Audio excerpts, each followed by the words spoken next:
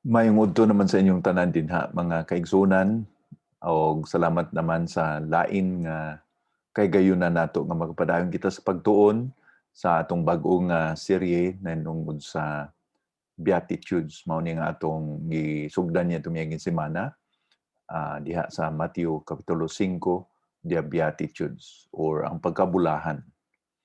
Ug nini nga buntag or nini nga udto atong pagatukion kanang unang beatitude kanang gisulti ni Ginoong Kristo din sa Mateo 5 bersikulo 3. Beatitude ang pagkabulahan. Actually kanang beatitude sa duha na ka pulong no nga attitude o insakto nga mga attitude o kaugalian or pam attitude sa atong ginawi no, eksakto nga pagginawi or unsa man ang Dios nun o espirituhanon nga pagginawi nga bulahan nga pagginawi. So basahon ko ang Mateo 5 bersikulo 3. Bulahan ang mga tawo nga nagaila nga nagkulang sila sa Dios, kay sakop sila sa paghari sa Dios. Unsa may kahulugan aning pag-ila nga nagkulang kita sa Dios? O sa atong English pa, poor in spirit. Pobre, makilimos or pagkapobre diha sa Ginoo.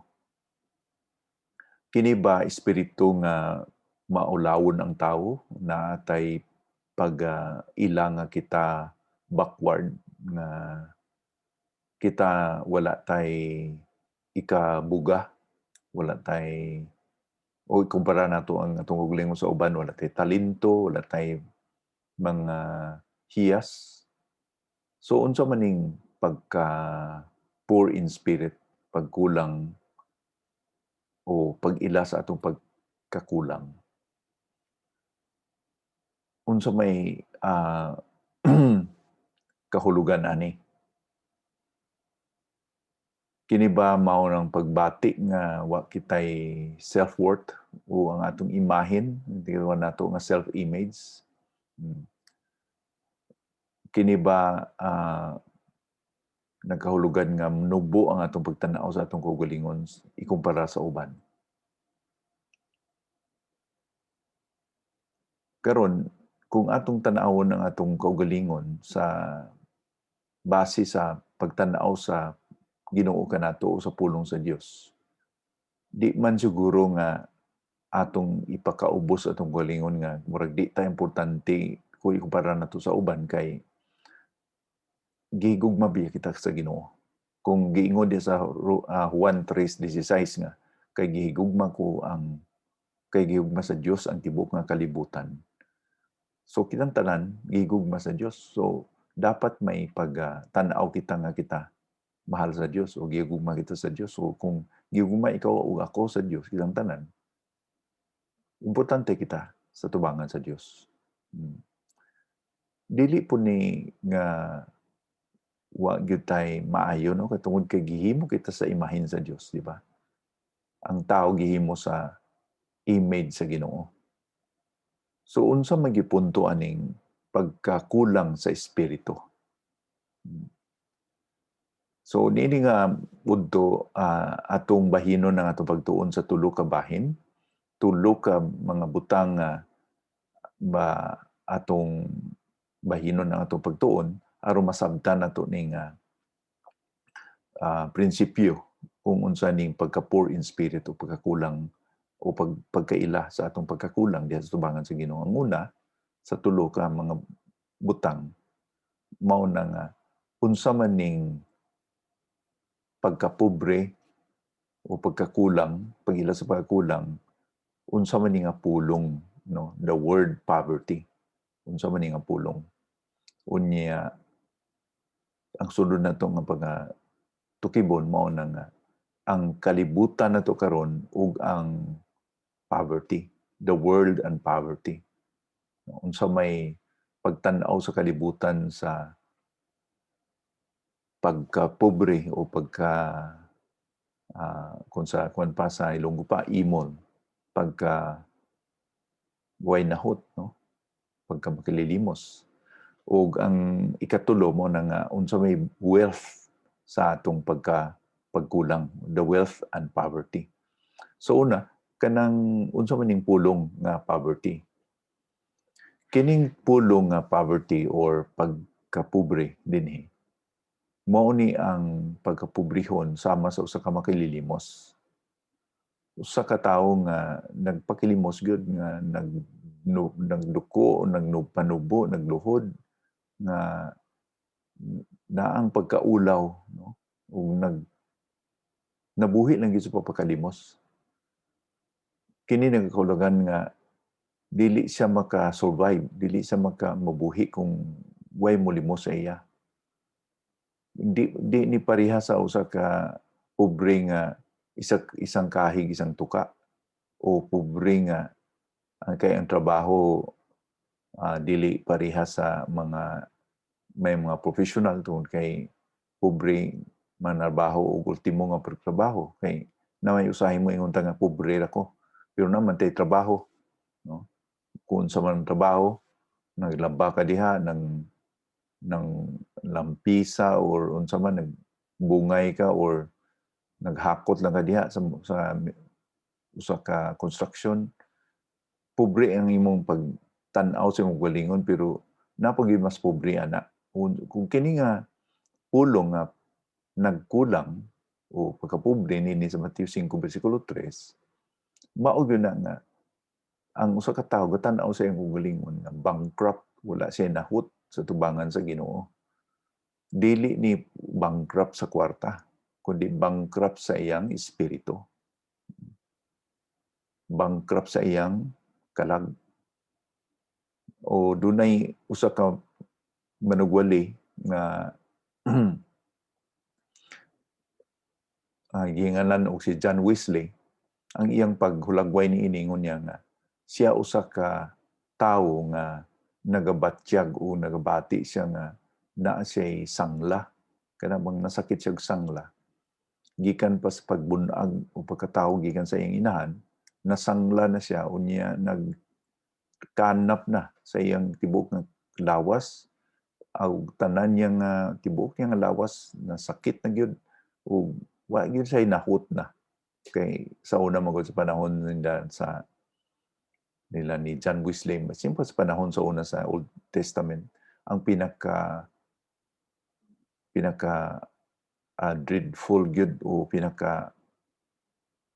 pinakasakit or pinakadako nga sakit or kung katumbas man sa atong AIDS karon og ng mga cancer, mao ni ang sangla nga maunang pagbati nga ginabati sa usa ka tawo nga wa gyud di siya mabuhi kung dili taga-aglimos.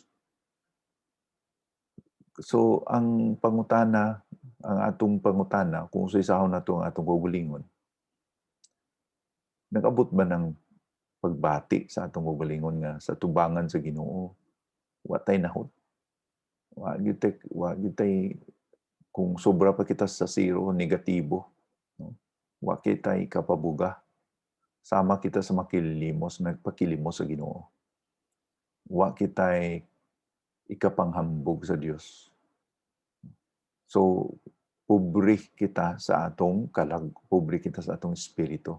Muning unang ilhon sa usa ka tawo nga gibulahan sa Dios. Kaya kung ilhon niya ang iyang makililimos sa tubangan sa Ginoo, sa iyang pagkaway nahot, ingon din na sakop sila sa paghari sa Dios. Ila ang gingharian sa Dios.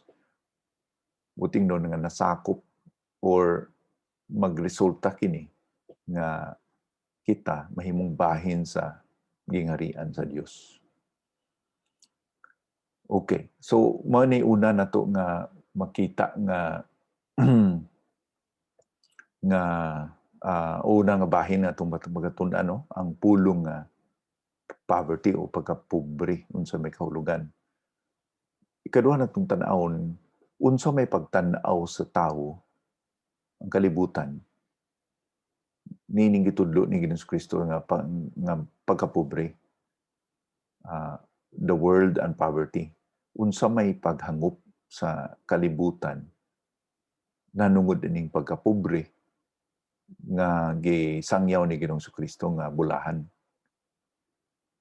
Unsa kay ginahuna nila antong panahona sa pagkabati nila ni Ginoong Kristo nga bulahan ang wala pag ilang nga sila nga pobre sila sa tubangan sa Dios, no? Nagailangan nagkulang sila sa Dios. Unsa kay ilang una atong panahona? Doon na ba kay diferensya ang ilang pangunahuna kaysa karon pod? Murag wala may siguro diferensya kay pareha man nga kasing-kasing ang mga tao sa una kay sa ato karon malimbungon gyapon. Sa atong panahon karon, murag ang atong maaninaw o atong masinati nga ang gitudlo sa kalibutan nga kinahanglan nga motindog sa imong galingon dayawon nimo imong kagalingon, imong ipaka kanabang ang bulahan karon murag kanang tawo nga may mo diskarte, di ba? Ang tawo nga popular, siya nga satisfied, siya nga may dungog, siya nga may kinaadman. So siya nga may malamang sa uban tungod kay na siya edukasyon, na siya ay katigayunan, na siya postura, o mao ni ang giapas sa kalibutan karon nga kana siya bulahan tungod kay na siya itsura, na siya kabtangan, na siya edukasyon, na siya trabaho. Murag mao na giapas sa kalibutan karon nga kun naa ka niini bulahan ikaw. Ug mao ni nga di nila madawat ang ginatudo ni Ginoong Kristo nga bulahan ang usa ka tawo nga nagkulang o pobre. Kay ang ginahatagan og pagdayo o pagdayeg sa mga tao karon kanang tao nga dato, kanang inila, no? So sa panahon ni Ginoong Kristo mao na ni ang problema sa mga tao. Makasarili. Ang ginauna ang kaugalingon lang nila nga ako maayo ko nga tao kay accomplish ako o successful ako nga tao kay na ako ini, na ako ana. Way kalainan sa panahon ni Kristo ug sa atong panahon karon, the same o pareha nga kasing-kasing. Kanang kasing-kasing nagasintro lang sa kaugalingon. So mao nang nagtinguha ang tao karon, labi kung wala pa sila nakailan ni Kristo, tinguha sila nga kinahanglan makaangkon ko ani, ma-promote ko sa akong trabaho, tigom ko niini nga kwarta, makapalit ko niini nga propriedad, salakyan o unsa ba. Aron mao ni nakahatag og meaning sa akong kinabuhi. So mao ni nga ang ginatudo ni Ginoong Kristo, dili nila madawat nga paano ba ang usa ka pobre mahimong bulahan? Paano bang isang tao nga wala nga mahimong bulahan? So pero mao ni ang gitudo ni Ginoong Kristo, kinahanglan nga una gyud ilhon nato nga kita makilimos o wala kita mga nahot sa tubangan sa Dios. Kini nga pag-ila sa atong pagka-poor in spirit, mo ni ang hinungdan nga ipakabulahan ang usa ka Kristohanon. O siya makaangkon og kaluwasan, unya dinhi pud siya nga maghamtong, no? Ang tawo nga nag-ila sa iyang pagkakulang nga dangop siya sa Ginoo, kay kung di man ta nagabatsyag nga may kulang, di man ta mudangop sa Ginoo. So diha siya mudangop sa Ginoo, mao na nga ma-eksperyensyahan niya ang pagkabulahan kay matagamtaman niya nga ang Dios duol siyang kinabuhi o maginulso siyang sala tungod kay ang atong pagkawalay nahot o pagka pobre sa tubangan sa Ginoo tungod man sa atong mga sala. nga di madawat sa Ginoo. Hinumduman nato nga ang kahulugan sa blessed kabulahan, approval, di ba? Gi-approve kita ang atong ginabuhi sa Ginoo. Pero dili sa atong ginahimo kundi sa ginahimo ni Kristo sa cross, di ba? Ang basihan sa pag-approve sa atong ginabuhi mao ang atong pagsalig sa kay Kristo na siya ang atong pagkamatarong. So ang ikatulo na to nga pagatunan mo ni ang unsa man ang mga bahandi sa atong pagkakulang o pagkapobre. Ang pobre sa kasing-kasing o pobre sa iyang espiritu bahandian no des tubangan sa Ginoo. Kini mo ay pamatuod or naghatag og murabag susi, yabi nga i-bless kita sa Ginoo kung kita nagpakumbaba nga nagaangkon kita sa ngitawala gyud sa tubangan sa Ginoo. Pareho ni David. Si David hari pero usa sa mga timailhan sa iyang kinabuhi mo ng pagkamapayunsanon o pag-ila nga wala siya sa tubangan sa Ginoo. Sa panahon nga gipili siya, naghatag og covenant ng Ginoo sa iyang isa sa iyang anak, isa sa kanyang angkan sa iyang pamilya, mahimong hari nga mo lingkod sa trono sa walay katapusan.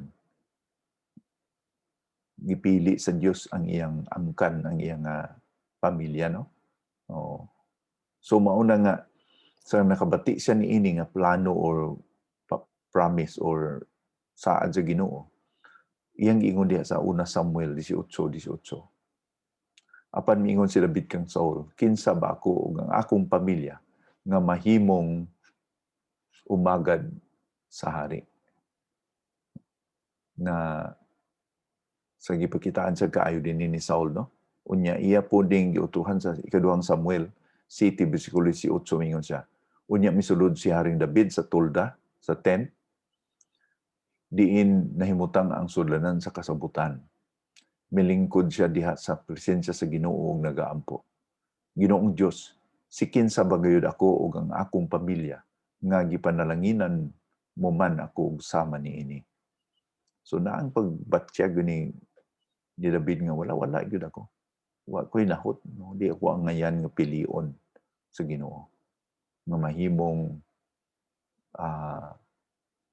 yung padinhi nga ang gikan sa iyang pamilya ang hari o ang muling may hari nga mo mulingkod sa trono niya o sa trono ni David sa walay katapusan, di ba? Usa pod sa halimbawa sa Old Testament si Gideon. Si Gideon isa sa mga maghuhukom nga igamit sa Ginoo para mabuntog ang kaaway nila. Pero sa pagtawag sa Ginoo sa iya sa maghuhukom sa Judges 6:15, mitubag si Gideon, apan unsaon kuman pagluwas ang Israel, kay ang among pamilya mauman ang pinakahuyang sa tribo ni Manase, ug ako pagayod ang pinakaubos sa among pamilya. So kini nga mga characters sa Biblia, si David ug si Gideon, gigamit ni sila sa Ginoo sa panahon nga sila nag-ila sa ilang pagkawala. Diha sila gibugana, diha sila gibless sa Ginoo. So kung kita gustong motubo, gusto kitang maghamtong sa atong kinabuhi nga Kristohanon, dalon kita sa mga sitwasyon nga mailhan nato ang atong pagkawala sa Ginoo. Pagka walay nahot, walay kababugal, walay kabugas tubangan sa Ginoo, nga magpaubos kita, mag-ila kita nga ang Ginoo lang yun ang pinaka-importante sa atong kinabuhi. Diha sa Revelation, dunay duha ka simbahan diha nga nagka-conflict or hindi naman conflict, nagka-contrast. Ang una, ang simbahan sa Laodicea. Kini nga siya nga simbahan, usa ka simbahan nga puno sa pagpasigarbo. Unsa may gisulti sa Ginoo sa ila. nga sila nagpasigarbo. Ingon ang Ginoo kanila. Nagaingon kamo nga dato kamo. Nga gipanalanginan kamo ug wala nay makulang kaninyo. Apan wala kamo masayod nga makaluluoy gid kamo. Tungod kay kabus kamo diha sa pagtuo. Buta sa kamatuoran ug hubo at tubangan sa Dios. Revelations 3:17. Sila panghambog na sila inila sila. Pero pagtanaw sa Ginoo kanila ingon sa kamo mga hubo, mga makaluluoy. Sila di ay makaluluoy sa tubangan sa Ginoo. Siguro sa gawas sila ang tanawon sila nga daw respetado, pero sa mata sa Ginoo makaluluoy sila. Pero nay usa ka simbahan nga sukwahi sa simbahan sa Laodicea. Kini ang simbahan sa Smyrna. Sa Revelation chapter 2 verse 9 mo ni ang atong mabasa. Nasayod ako sa imong mga pag-antos. Nasayod usab ako nga mga kabus kamo. Apan sa langit nun nga mga butang dato kamo. Nasayod usab kamo ako nga gibutang-butangan kamo sa mga tawo nga nagaingon nga sila mga Hudiyo. Apan ang tinuod mga sakop sila ni Satanas. So kining Smyrna nga simbahan gilutos, nagaantos, pero nawadan silang mga trabaho, nagkabulaag, tibulaag silang pamilya, nangamatay ang uban niya, nagantos yun sila. Nawala yun ang ilang mga katigayunan siguro sa ilang pagsunod sa Ginoo. Pero ang pagtanaw sa Ginoo sa ila, adunahan. Balik kita sa Lucas 18 o sa New Testament, sa Luke 18. Ang istorya ni sa Pariseo o sa Publikano. No? Hindi na ko lang basahon eh. Sa versikulo 10 santo sa 14, ako na lang isummarize. Nga, ingon ang Publikano nga, salamat ako Ginoo, hindi ko parihan ng Publikano nga magsasa. Ako, naghatag ko sa kinakpo. Nagbantay ko sa mong kasuguan. Di ko man nagkapakasala. Pero ang makasasa nga Publikano dito sa likod, di nga niya makatangla sa langit kay kauwaw niya. Ang iyan giingon, Ginoo, kaluy ako nga makasasala. Kinsa may gitubag sa Ginoo. Ang gitubag sa Ginoo kantong Publikano, dili ang Pariseo. So ang makita nato nga ang importante sa tubangan sa Ginoo nga honest kita, nga dili kita naghatag og tabun sa atong pagkawala sa tubangan sa Ginoo. Kay kung di nato ilhon nga kita mga makaluluoy, di kita motsangpit sa Ginoo. Kung di nato ilhon nga wa kita nahot spiritually, kay patay kita sa tubangan sa Ginoo tungod sa atong sala. Di kita mo dangop sa Ginoo. Diba? Kay mahimo kitang self-sufficient. Kana bang ingon nga, supisente sa gulingon, ako na gud ni. Ingon na nga mga attitude. Hambog nga mga attitude. Gani kay Pablo, kini nga mga eksperyensya nga nag-abot siya ang kinabuhi sa iyang pagka-apostoles, doon na siya testimonyo sa 1 Corinto 4, versikulo 13. Ingon niya, gipakaulawan kami, apan gibalusan na mog kalumo. Hangtod karon sa una-una sa mga tao, kami labing ubos ug murag basura lamang. So di bali ni Pablo yun sa kami basura, pero sa tubangan sa Ginoo, kami mga dato, mga adunahan.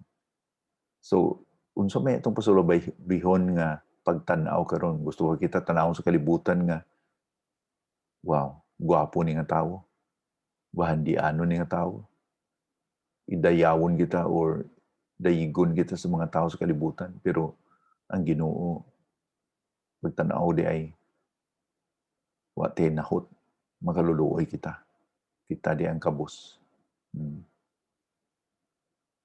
Or baliktad, no?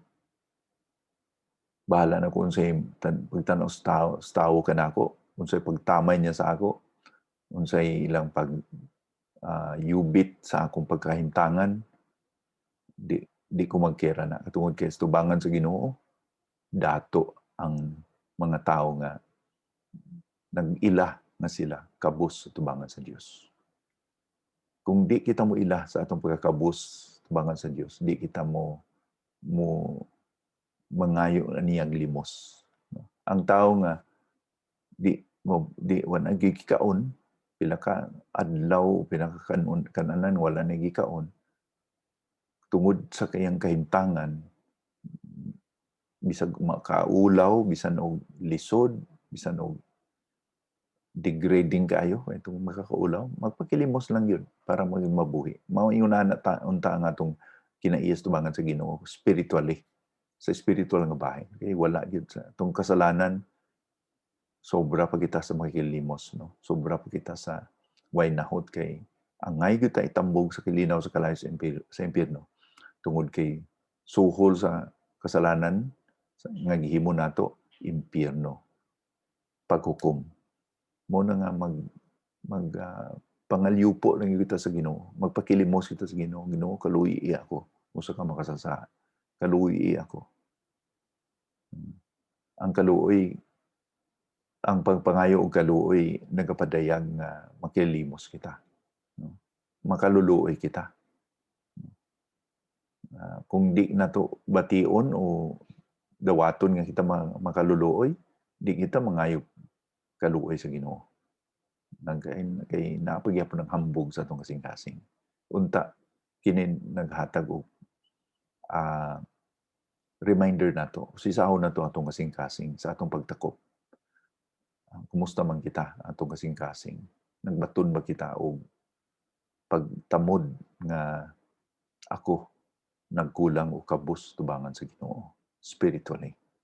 Manalangin kita. Mag-aampo kita. Ginoo, salamat gyud ini nga udto sa imong pulong. Ginoo, sa pila ka mga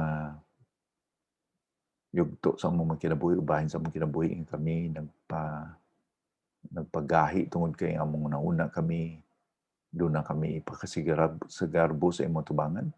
Doon na kami mga ikapakita nga angayan kami or dili kami mga makaluluoy nga tao. Pero salamat sa imong painomdom ka namo nini nga udto nga makaluluoy kami Ginoo tungod kay makasasala kami tanan. O salamat lang sa imong paghigugma kanamo nga gipadala nimo ang imong bugtong anak aron magsakripisyo sa cross. O sa among pagtuo, pagsalig kaniya, imong gisaad nga makaangot kami buhi nga ang kinabuhi nga walay katapusan. Salamat Ginoo kay ang imong pulong dili magabalikan nimo nga walay kapuslanan. Unta Ginoo, mahitanom kini sa among mga kasing-kasing. Bisan ini nga adlaw ug sa tanan nga mga adlaw. Mag-remind ka namo, magpahinumdum ka namo nga modangop gyud kami kanimo sumantang adlaw. Kini among giampo sa ngalan ni Ginoong Jesucristo nga maging maluluwas. Amen.